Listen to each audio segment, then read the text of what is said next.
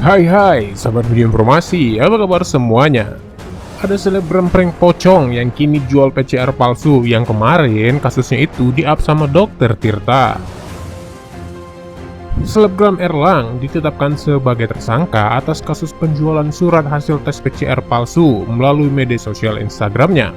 Selebgram dan youtubers dengan nama asli Erlangga Alfreda Davian ini ditangkap bersama dua orang tersangka lainnya. Dan ternyata sosok Erlang cukup tenar di Instagram dengan memiliki 229.000 lebih followers. Ia mempunyai akun YouTube dan mengumpulkan sejumlah kekayaan yang fantastis.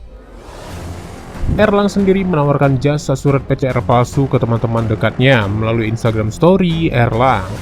Erlang menjanjikan jika surat palsu yang dibuatnya itu bisa digunakan ke seluruh Indonesia dengan tanggalnya juga dapat diatur.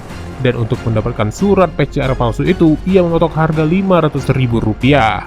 Aksi tidak terpuji Erlang langsung dibongkar oleh Dokter Tirta dan dilaporkan ke pihak berwajib, hingga akhirnya ditetapkan sebagai tersangka.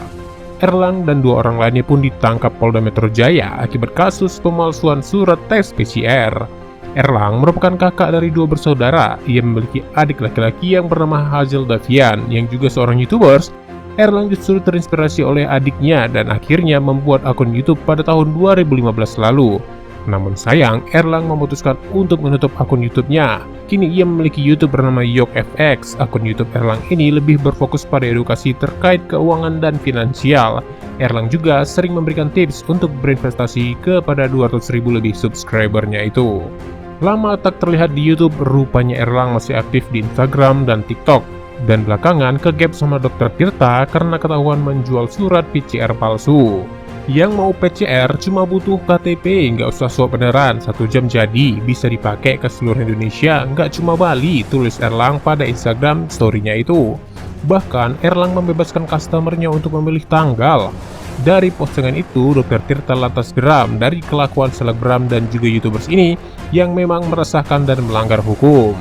Awalnya nih, Dokter Tirta udah DM si Erlang dan temannya untuk menyerahkan diri aja, tapi si Erlang ini menolak.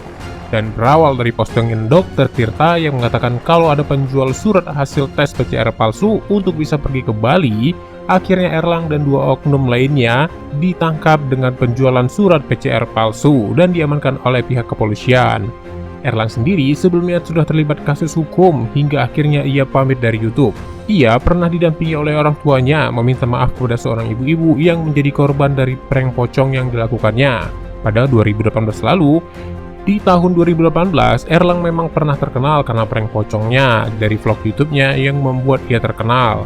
Yang diunggah di April 2018 lalu, dalam menjalankan aksinya itu, Erlang berdandan layaknya seorang pocong, lengkap dengan kain kafan hingga riasan pucat. Dan prank pocong ini mendapat kontroversi karena korbannya adalah ibu-ibu. Dan kini Erlang berulah lagi dengan menjual surat PCR palsu.